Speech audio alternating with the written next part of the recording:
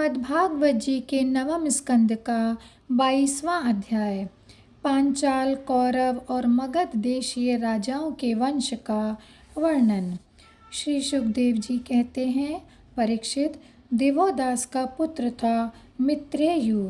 मित्रेयु के 4 पुत्र हुए, च्यवन, सुदास, सहदेव और सोमक। सोमक के 100 पुत्र थे। उनमें सबसे बड़ा जंतु और सबसे छोटा प्रशत था। प्रशत के पुत्र द्रुपद थे।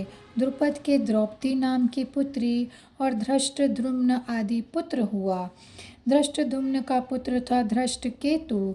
भरम्याश्व के वंश में उत्पन्न हुए ये नरपति पांचाल कहलाए। अजमीढ़ का दूसरा पुत्र था ऋक्ष। उनके पुत्र हुए संवरण। संवरण का विवाह सूर्य की कन्या तप्ती से हुआ। उन्हीं के गर्भ से कुरुक्षेत्र के स्वामी कुरु का जन्म हुआ। कुरु के 4 पुत्र हुए, परीक्षित, सुधन्वा, जहनु और निषधाश्व। सुधन्वा से सुहोत्र, सुहोत्र से च्यवन, च्यवन से कृति, कृति से उपरिचर वसु और उपरिचर वसु से बृहद्रथ आदि कई पुत्र उत्पन्न हुए। उनमें बृहद्रथ कुशाम्ब, मत्स्य, प्रत्यग्र और चेदिप आदि चेदी देश के राजा हुए। बृहद्रथ का पुत्र था कुशाग्र। कुशाग्र का ऋषभ, ऋषभ का सत्यहित, सत्यहित का पुष्पवान और पुष्पवान के जहु नामक पुत्र हुआ। बृहद्रथ की तो दूसरी पत्नी के गर्भ से एक शरीर के 2 टुकड़े उत्पन्न हुए। उन्हें माता ने बाहर फेंकवा दिया। तब जरा नाम की राक्षसी ने जियो जियो इस प्रकार कहकर खेल खेल में उन दोनों टुकड़ों को जोड़ दिया। उसी जोड़े हुए बालक का नाम हुआ जरासंध।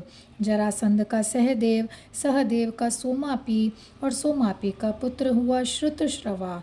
कुरु के ज्येष्ठ पुत्र परीक्षित के कोई संतान न हुई। जहनु का पुत्र था सुरथ। सुरथ का विदुरथ, विदुरथ का सार्वभौम, सार्वभौम का जयसेन, जयसेन का राधिक और राधिक का पुत्र हुआ अयुत। अयुत का क्रोधन, क्रोधन का देवातिथि, देवातिथि का ऋष्य, ऋष्य का दिलीप और दिलीप का पुत्र प्रतीप हुआ। प्रतीप के 3 पुत्र थे, देवापी, शंतनु और बारवीक। देवापी अपना पैतृक राज्य छोड़कर वन में चला गया, इसलिए उसके छोटे भाई शंतनु राजा हुए। पूर्व जन्म में शंतनु का नाम महाभीष था। इस जन्म में भी वे अपने हाथों से जिसे छू देते थे वह बूढ़े से जवान हो जाता था, उसे परम शांति मिल जाती थी। इसी करामात के कारण उनका नाम शंतनु हुआ। एक बार शंतनु के राज्य में 12 वर्ष तक इंद्र ने वर्षा नहीं की। इस पर ब्राह्मणों ने शंतनु से कहा कि तुमने अपने बड़े भाई देवापी से पहले ही विवाह, अग्निहोत्र और राजपद को स्वीकार कर लिया, अतः तुम परिवेत्ता हो, इसी से तुम्हारे राज्य में वर्षा नहीं होती। अब यदि तुम अपने नगर और राष्ट्र की उन्नति चाहते हो तो शीघ्र से शीघ्र अपने बड़े भाई को राज्य लौटा दो। जब ब्राह्मणों ने शंतनु से इस प्रकार कहा तब उन्होंने वन में जाकर अपने बड़े भाई देवापी से राज्य स्वीकार करने का अनुरोध किया, परंतु शंतनु के मंत्री अश्मरात ने पहले से ही उनके पास कुछ ऐसे ब्राह्मण भेज दिए थे जो वेद को दूषित करने वाले वचनों से देवापी को वेद मार्ग से विचलित कर चुके थे। इसका फल यह हुआ कि देवापी वेदों के अनुसार गृहस्थाश्रम स्वीकार करने की जगह उनकी निंदा करने लगे, इसलिए वे राज्य के अधिकार से वंचित हो गए और तब शंतनु के राज्य में वर्षा हुई। देवापी इस समय भी योग साधना कर रहे हैं और योगियों के प्रसिद्ध निवास स्थान कलाप ग्राम में रहते हैं। जब कलयुग में चंद्रवंश का नाश हो जाएगा तब सत्ययुग के प्रारंभ में वे फिर उसकी स्थापना करेंगे। शंतनु के छोटे भाई बाहरी का पुत्र हुआ सोमदत्त। सोमदत्त के 3 पुत्र हुए, भूरी, भूरीश्रवा और शल। शंतनु के द्वारा गंगा जी के गर्भ से नैष्ठिक ब्रह्मचारी भीष्म का जन्म हुआ। वे समस्त धर्मज्ञों के सिरमौर, भगवान के परम प्रेमी भक्त और परम ज्ञानी थे। वे संसार के समस्त वीरों के अग्रगण्य नेता थे। औरों की तो बात ही क्या, उन्होंने अपने गुरु भगवान परशुराम को भी युद्ध में संतुष्ट कर दिया था। शंतनु के द्वारा दशराज की कन्या के गर्भ से 2 पुत्र हुए, चित्रांगद और विचित्रवीर्य। चित्रांगद को चित्रांगद नामक गंधर्व ने मार डाला। इसी दाशराज की कन्या सत्यवती से पराशर जी के द्वारा मेरे पिता भगवान के कलावतार स्वयं भगवान श्री कृष्ण द्वैपायन व्यास जी अवतीर्ण हुए थे। उन्होंने वेदों की रक्षा की। परीक्षित, मैंने उन्हीं से इस श्रीमद् भागवत पुराण का अध्ययन किया है। यह पुराण परम गोपनीय, अत्यंत रहस्यमय है। इसी से मेरे पिता भगवान व्यास जी ने अपने पैल आदि शिष्यों को इसका अध्ययन नहीं कराया, मुझे ही इसका योग्य अधिकारी समझा। एक तो मैं उनका पुत्र था और दूसरे शांति आदि गुण भी मुझ में विशेष रूप से थे। शंतनु के दूसरे पुत्र विचित्रवीर्य ने काशीराज की कन्या अंबिका और अंबालिका से विवाह किया। उन दोनों को भीष्म जी स्वयंवर से बलपूर्वक ले आए थे। विचित्रवीर्य अपनी दोनों पत्नियों में इतना आसक्त हो गया कि उसे राज्य यक्ष्मा रोग हो गया और उसकी मृत्यु हो गई। माता सत्यवती के कहने से भगवान व्यास जी ने अपने संतानहीन भाई की स्त्रियों से धृतराष्ट्र और पांडु 2 पुत्र उत्पन्न किए। उनकी दासी से तीसरे पुत्र विदुर जी हुए। परीक्षित, धृतराष्ट्र की पत्नी थी गांधारी, उसके गर्भ से 100 पुत्र हुए। उनमें सबसे बड़ा था दुर्योधन। कन्या का नाम था दुशला। पांडु की पत्नी थी कुंती। शापवश पांडु स्त्री सहवास नहीं कर सकते थे, इसलिए उनकी पत्नी कुंती के गर्भ से धर्म, वायु और इंद्र के द्वारा क्रमशः युधिष्ठिर, भीमसेन और अर्जुन नाम के 3 पुत्र उत्पन्न हुए। ये तीनों के तीनों महारथी थे। पांडु की दूसरी पत्नी का नाम था माद्री। दोनों अश्विनी कुमारों के द्वारा उसके गर्भ से नकुल और सहदेव का जन्म हुआ। परीक्षित, इन 5 पांडवों के द्वारा द्रौपदी के गर्भ से तुम्हारे 5 चाचा उत्पन्न हुए। इनमें से युधिष्ठिर के पुत्र का नाम था प्रतिविंध्य, भीमसेन का पुत्र था श्रुतसेन, अर्जुन का श्रुतकीर्ति, नकुल का शतानीक और सहदेव का श्रुतकर्मा। इनके सिवा युधिष्ठिर के पौरवी नाम की पत्नी से देवक और भीमसेन के हिडिंबा से घटोत्कच और काली से सर्वगत नाम के पुत्र हुए। सहदेव के पर्वत कुमारी विजया से सुहोत्र और नकुल के करेणुमति से नरमित्र हुआ। अर्जुन द्वारा नाग कन्या उलूपी के गर्भ से इरावान और मणिपुर नरेश की कन्या से बब्रुवाहन का जन्म हुआ। बब्रुवाहन अपने नाना का ही पुत्र माना गया, क्योंकि पहले ही यह बात तय हो चुकी थी।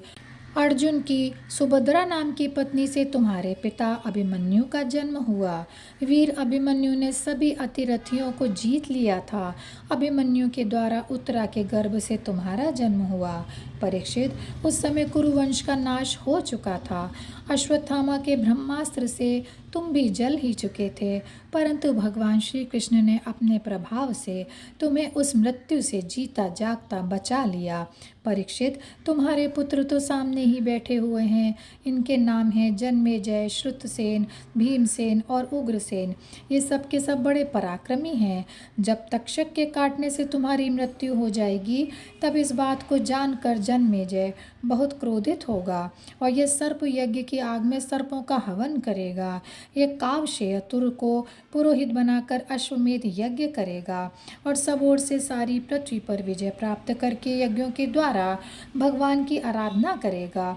जन्मेजय का पुत्र होगा शतानीक। वह याज्ञवल्क्य ऋषि से तीनों वेद और कर्मकांड की तथा कृपाचार्य से अस्त्र विद्या की शिक्षा प्राप्त करेगा एवं शौनक जी से आत्मज्ञान का संपादन करके परमात्मा को प्राप्त करेगा। शतानीक का सहस्त्रानीक, सहस्त्रानीक का अश्वमेधज, अश्वमेधज का असीम कृष्ण और असीम कृष्ण का पुत्र होगा नेमी चक्र। जब हस्तिनापुर गंगा जी में बह जाएगा, तब वे कौशाम्बीपुरी में सुखपूर्वक निवास करेगा। नेमि चक्र का पुत्र होगा चित्ररथ, चित्ररथ का कविरथ, कविरथ का वृष्टिमान, वृष्टिमान का राजा सुषेण, सुषेण का सुनीत, सुनीत का नृचक्षु, नृचक्षु का सुखीनल, सुखीनल का परिप्लव, परिप्लव का सुनय, सुनय का मेधावी, मेधावी का नृपंजय, नृपंजय का दूर्व और दूर्व का पुत्र तिमि होगा। तिमि से बृहद्रथ, बृहद्रथ से सुदास, सुदास से शतानीक, शतानीक से दुर्दमन, दुर्दमन से वहीनर, वहीनर से दंडपाणि, दंडपाणि से निमि और निमि से राजा क्षेमक का जन्म होगा। इस प्रकार मैंने तुम्हें ब्राह्मण और क्षत्रिय दोनों के उत्पत्ति स्थान सोमवंश का वर्णन सुनाया। बड़े बड़े देवता और ऋषि इस वंश का सत्कार करते हैं। यह वंश कलयुग में राजा क्षेमक के साथ ही समाप्त हो जाएगा। अब मैं भविष्य में होने वाले मगध देश के राजाओं का वर्णन सुनाता हूँ। जरासंध के पुत्र सहदेव से मार्जारी, मार्जारी से श्रुतश्रवा, श्रुतश्रवा से अयुतायु और अयुतायु से निर्मित्र नामक पुत्र होगा। निर्मित्र के सुनक्षत्र, सुनक्षत्र के बृहत्सेन, बृहत्सेन के कर्मजित, कर्मजित के श्रतंजय, श्रतंजय के विप्र और विप्र के पुत्र का नाम होगा शुचि, शुचि से क्षेम, क्षेम से सुव्रत, सुव्रत से धर्मसूत्र, धर्मसूत्र से शम, शम से ध्रुमतसेन, ध्रुमतसेन से सुमति और सुमति से सुबल का जन्म होगा।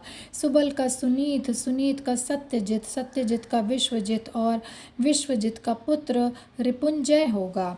ये सब बृहद्रथ वंश के राजा होंगे और इनका शासनकाल 1000 वर्ष के भीतर ही होगा।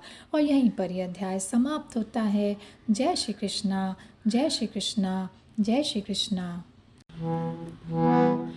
गोविंद बोलो हरि गोपाल।